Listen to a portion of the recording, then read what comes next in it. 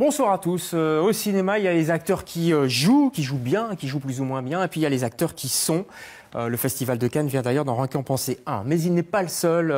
Bruno Solo fait partie de cette trempe-là. Il est étonnant de vérité dans un premier film, s'il vous plaît, qui sort sur les écrans et qui, s'appelle justement Être.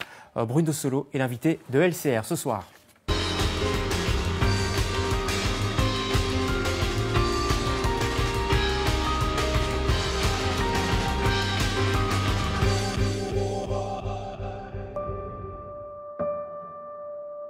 C'est pourquoi les gens nous détestent. Vas-y, dis-moi. Parce qu'ils ont l'impression qu'on les enfonce un peu plus dans leur merde. Et qu'on les déteste aussi, du coup. Quoi? T'avais peur, papa? C'est quoi comme maladie? La tristesse. Je supporte plus de voir ce mur de béton chaque matin. On a tous des rêves et qui les réalisent. Ouais, c'est Momo. Je suis marié, tu sais. On a un petit en route. Tu peux plus te contenter d'être garagiste.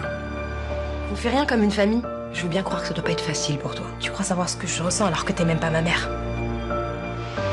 Deviens dingue ici. Je suis le fils du boulanger destiné à reprendre affaire familiale. Ça fait rêver, hein? Bah casse-toi alors. C'est quoi la prochaine étape du voyage? J'ai toujours rêvé de vivre. Faut plus que tu sois triste. Papa aussi, il est devenu triste. On rigolait bien avant. Tiens, t'as 10 000. C'est fini ces conneries. Faut qu'on est ensemble, hein, c'est le plus important. C'est marrant, j'ai l'impression qu'on se connaît depuis toujours. Tu es une survivante. Tu vas vivre avec moi? Tout ira bien. Tout ira bien. T'as pas peur de partir à l'autre bout du monde? Si on fait pas quand on est jeune et libre, on fera quand? Voilà, Être comme un titre choc, premier film de Faracène avec Bruno Solo. Bonsoir Bruno, merci. Bonsoir. Merci d'être là. On va parler évidemment de ce film. Je voudrais juste peut-être, puisque j'en parlais, avoir un petit peu votre avis sur Cannes. Ça a défrayé un petit peu la chronique. Qu'est-ce que vous pensez, vous, du palmarès? Moi, je suis en tournage depuis quelque temps à Paris, donc je suis un peu passé à côté, mais j'ai lu et tant que je n'ai pas vu, c'est difficile pour moi de porter un jugement sur des films, mais il y en a quelques-uns, malgré ce qu'on a pu dire, en lire, ou les bruits ceux qui bruissent autour de films. Ça fait partie du jeu, peut-être? Ouais, ça fait partie du jeu, et moi je sais que j'ai vu il y a quelques jours le film de Brisé avec Vincent Landon. Oui. Et que c'est bien un prix qui méritait, c'est bien celui-ci. En tout cas, j'ai pas vu les autres, mais l'interprétation totalement exceptionnelle de vérité, de sincérité, de retenue, de mutisme, le silence assourdissant et hyper talentueux de Vincent Landon m'a totalement bouleversé. Et puis, même le film de Gus Van Sant, parce que c'est Gus Van Sant, j'irai le voir, même s'il s'est fait chier dessus. Moi, je m'en fiche. Et ce qui m'intéresse, c'est les films. Ouais. C'est pas tout tellement tout le décorum qu'il y a autour des films. Et on sait que Cannes est propice à ce genre de commentaires un peu rapides. C'est vrai que ça fait partie du jeu. Voilà. Ceci dit, le cinéma et vous, ça a toujours été un petit peu un jeu de cache-cache, j'ai l'impression. Ça a démarré très fort avec La vérité si je mens. Et puis, voilà, je me suis demandé, tiens, si vous ne faisiez pas payer un petit peu votre succès, votre grand succès en télé, notamment. Est-ce qu'il n'y a pas je ne sais pas si on me fait payer, mais le fait est que depuis quelques années, effectivement, je ne tourne quasiment plus pour le cinéma. En tout cas, la vérité, en fait, c'est que, si je mens, c'est que j'ai refusé beaucoup d'ersatz, effectivement, de La vérité si je mens 12, 16, des Jet Set 4 et des trucs comme ça. Et au bout d'un moment, grâce à Caméra Café, avec lequel je me suis acheté une certaine liberté, je vais parler franchement, une certaine liberté financière, parce que ça a bien marché, et que ça m'a permis, grâce à ce programme que j'ai créé avec mon camarade Yvan Le Bolloc, ça m'a permis de vivre confortablement. Je dis, j'en ai marre d'aller tourner dans des films qui me plaisent pas nécessairement, des comédies un peu paresseuses, etc. C'était un peu le cas, c'est ce que vous faisiez un peu au début ou pas? Oui, enfin j'en ai fait quelques-unes qui me plaisaient un peu moins ou des films qui me plaisaient moins que ce que j'espérais au vu de l'écriture. Et puis, on me proposait pas... Il y a plein de films que j'aime, plein de films français d'ailleurs que j'aime, et on me les proposait pas. Donc, est-ce qu'au bout d'un moment, comme je suis pas quelqu'un qui demande beaucoup, peut-être par orgueil ou par modestie ou humilité ou peut-être par lâcheté aussi, un peu, je demandais pas. Donc, j'attendais que ça vienne. Donc, je me dis, je vais être. Et donc, c'est la télévision qui m'a proposé tout d'un coup des rôles magnifiques, que ça soit Mendès France, des rôles magnifiques. Mais la télévision propose des rôles magnifiques de plus en plus. La télévision m'a proposé des rôles magnifiques et le théâtre aussi beaucoup. Donc, comme je suis assez impatient dans la vie, mais que je ne le suis pas dans mon métier, je me dis, j'ai le sentiment, peut-être un peu orgueilleux, que les choses vont venir parce que plus ça va, plus j'ai tourné des films télé, donc, et là, celui-ci, intéressant. Et je me dis qu'à un moment, il y a peut-être un réalisateur qui va se dire, tiens, et si j'ai essayé ce gars-là? Mais moi, je crois, j'en sais rien, je suis pas devin, mais je crois qu'avec ce rôle que Farah Sen vous donne dans ce film, il se passe quelque chose. D'abord, il y a le côté un peu sombre, comme ça, qu'on n'en doutait pas, hein, mais que, voilà, que vous incarnez. Oui, que j'ai quand même fait dans quelques films, mais c'est vrai, au cinéma. Mais on le voit au cinéma. Et voilà, qu'est-ce qui vous a fait dire oui à ce jeune réalisateur? Alors, beaucoup de choses. Déjà, le scénario, parce que c'est la base du désir. Quand je l'ai lu sur le fond et d'un point de vue purement formel, je l'ai trouvé absolument incroyable de maîtrise. C'est l'histoire qui se croise. C'est un exercice difficile, les destins croisés. C'est pas unique. Hein. Ça a déjà été fait. Lelouch, dans ses meilleurs moments, l'a fait. Inarritu l'a fait.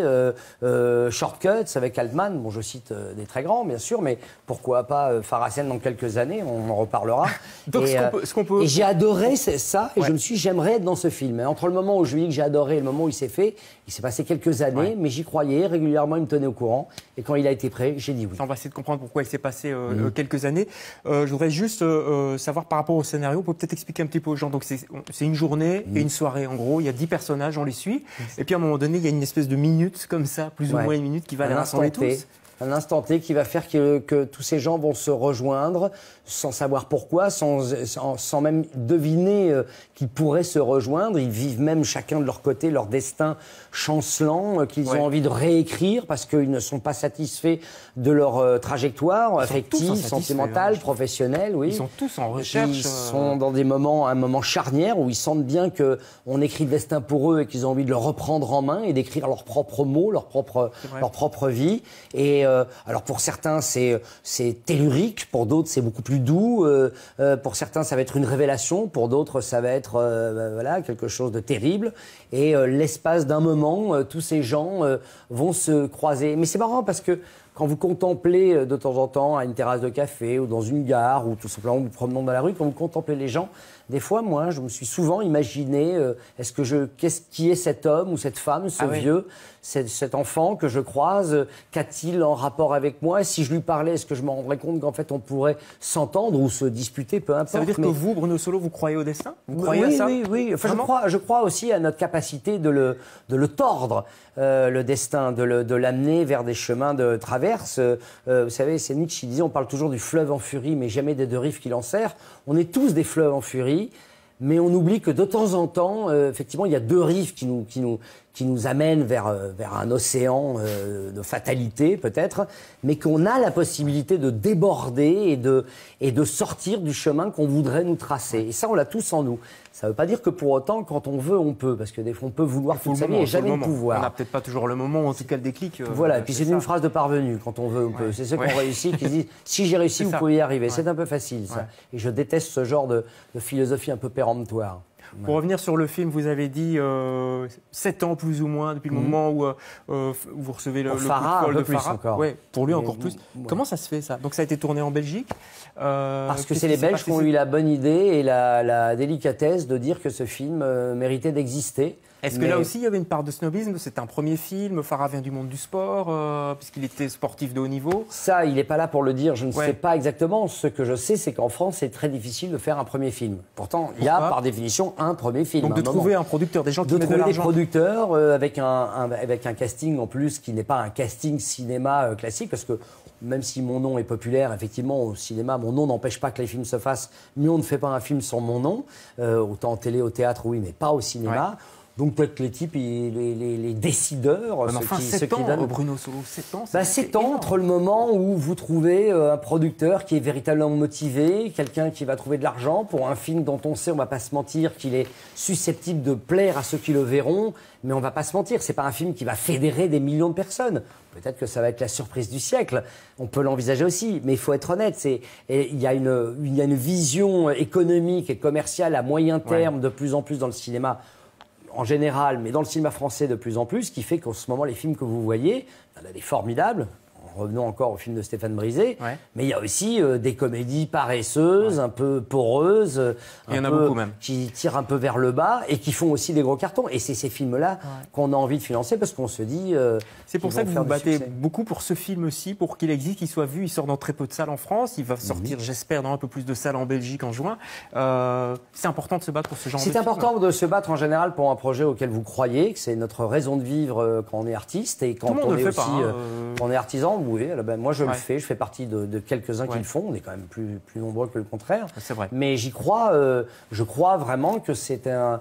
Moi je suis fier d'avoir participé à ce film, je suis fier de ce qu'il défend, de ce qu'il raconte, fier aussi du parcours et de donner vie au parcours de Farah Sen, basketteur professionnel qui se blesse, qui est désœuvré, qui aime le cinéma, qui se découvre un talent d'écriture et qui va au bout de son idée, qui fait un film, qui s'obstine et qui est déterminé à raconter cette histoire si simple de gens ordinaires plongés dans un quotidien qui les rend à ce moment-là extraordinaires. Un vrai talent, effectivement, dans l'écriture, Ah ouais. dans l'image aussi. Il faut que je vous invite Et d'ailleurs dans à la aller, vision. à aller voir les courts-métrages de Farah Sen. Oui, Ils sont sur le net. remarquables. Ils sont vraiment très très bien. On vous Ouais, le vraiment. conseille.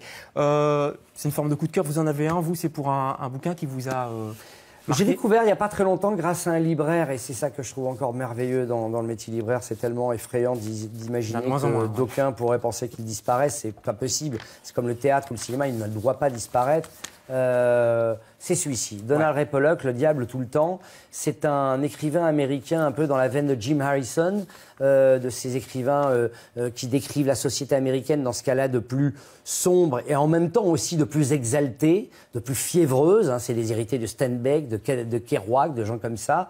Donald Ray Pollock est un écrivain qui m'a absolument fasciné. C'est plusieurs histoires de gens qui se battent contre justement, encore une fois, le destin, mais qui n'arrivent pas à s'en sortir car le contexte dans lequel ils vivent, car leur entourage, car la société dans laquelle ils évoluent est plus forte et les écrase. C'est quelle époque ? C'est dans les années 60, 70. Et il a écrit des nouvelles que j'ai découvertes après, d'autres nouvelles dont j'ai oublié évidemment le titre. On ira chercher. Voilà, qui sont absolument époustouflantes de vérité, d'intensité et il y a quelque chose de poisseux et de vrai dans son écriture qui est bouleversant et en même temps une sorte de désespérance comme ça picaresque qui fait qu'à des moments on rit de l'horreur absolue.